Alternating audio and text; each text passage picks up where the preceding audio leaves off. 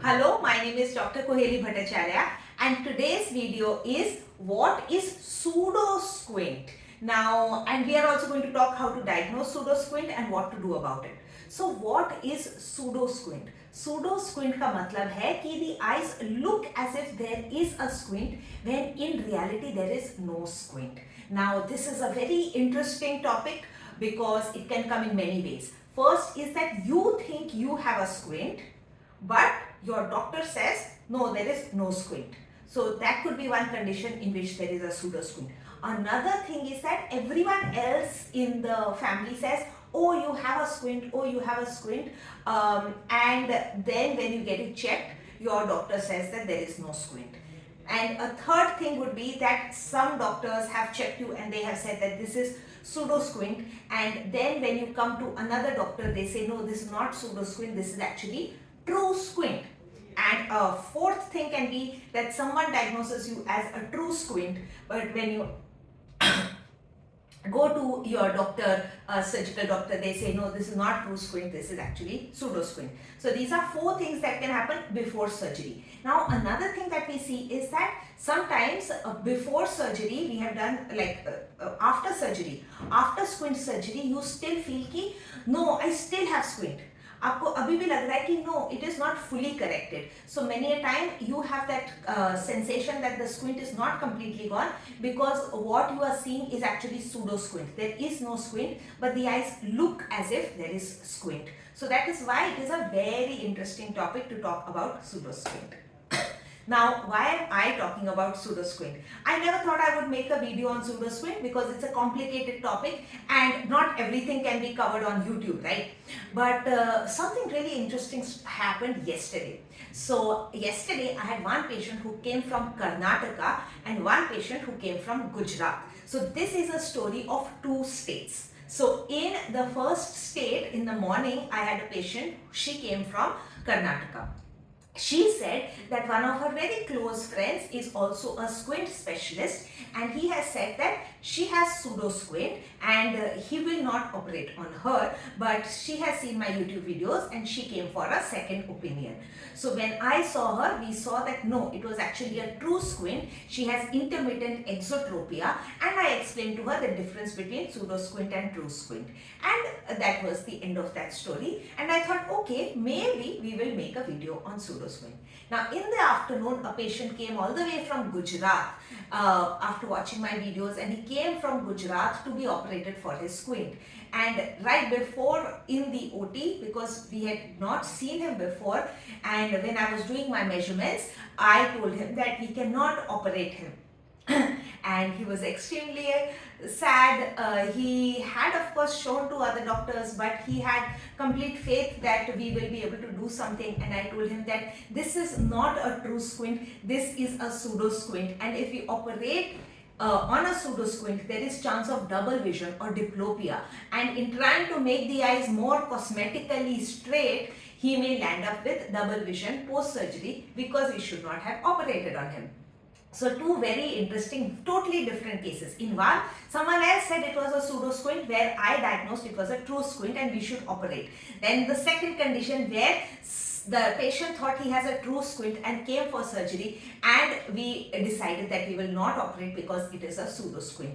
And both were the patients who have seen my YouTube videos and come after that, and they were not local patients. That is why I realized I need to make this video on pseudo squint, because now almost 60% of our surgical patients come from all over India, come from watching the YouTube videos. So I must serve you by explaining about pseudo squint. So now let me tell you, I think I want to explain in Hindi also because we have a lot of Hindi patients, Hindi speaking patients, and this is an important thing. तो अब बात करते हैं about pseudo squint.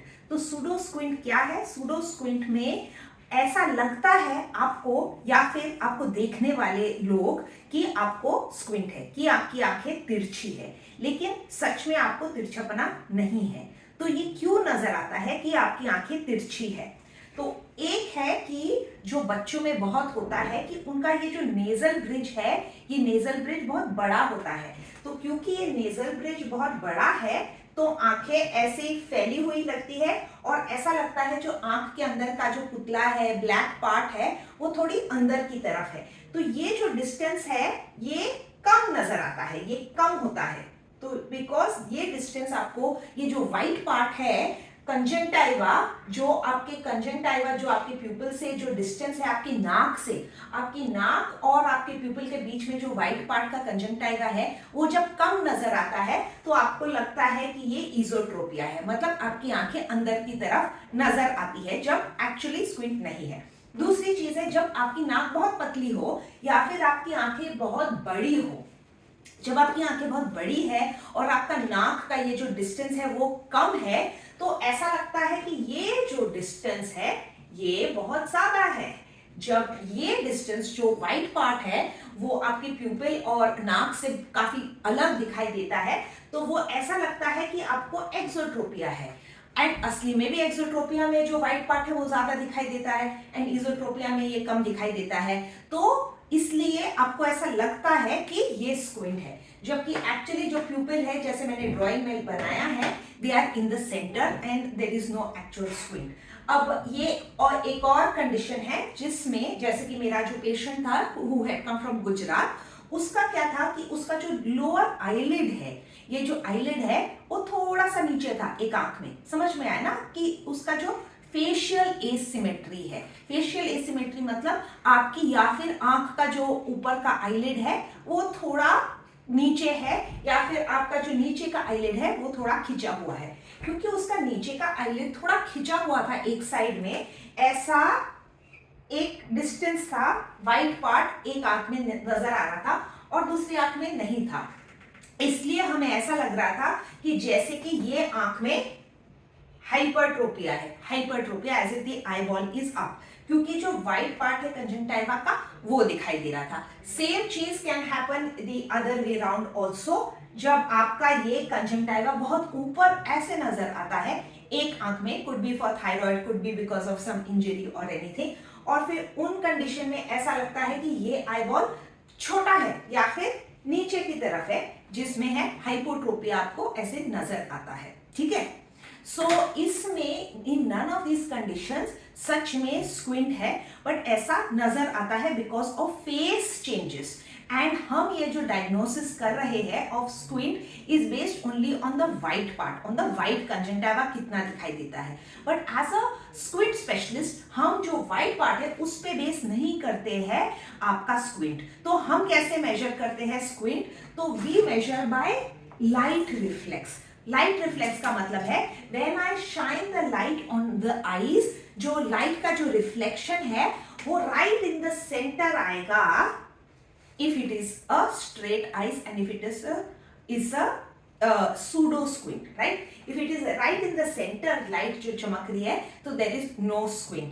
अगर इसमें सच में there was supposed to be exotropia, then the light का जो रिफ्लेक्शन आता वो अंदर की तरफ होना चाहिए था, क्योंकि आइज बाहर की तरफ है तो लाइट जब सेंटर में आ रहा है तो लाइट इस तरफ होना चाहिए था। समझ में आया ना कि अंदर की तरफ। और अगर सेम थिंग इसोट्रोपिया में जब कोई भी स्क्विंट नहीं है तो light right in the centre shine करेगी।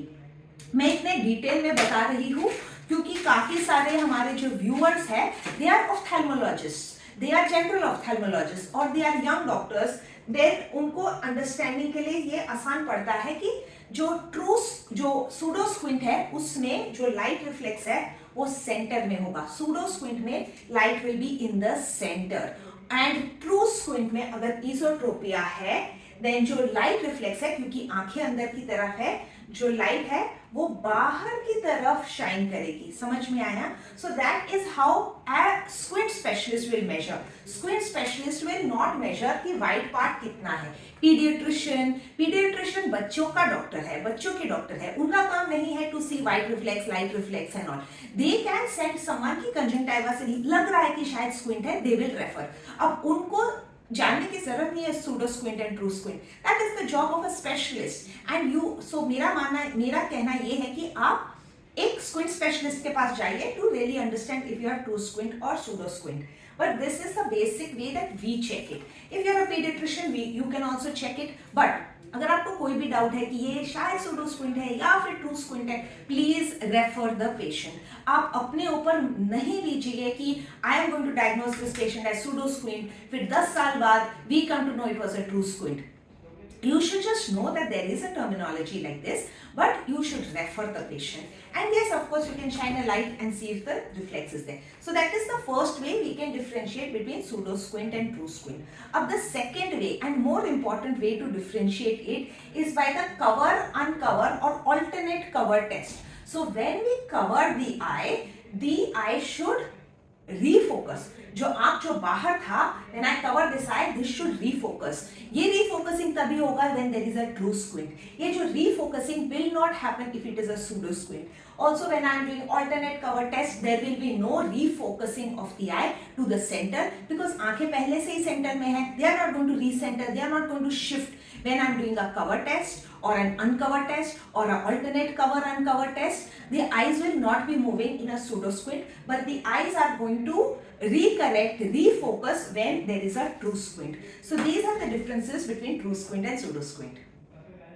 अब आ जाते हैं लास्ट पार्ट पे कि करना क्या है. अगर आपको सूडो स्क्विंट है तो कुछ भी नहीं करना है, कुछ भी ट्रीटमेंट नहीं है क्योंकि एक्चुअली कुछ भी प्रॉब्लम नहीं है.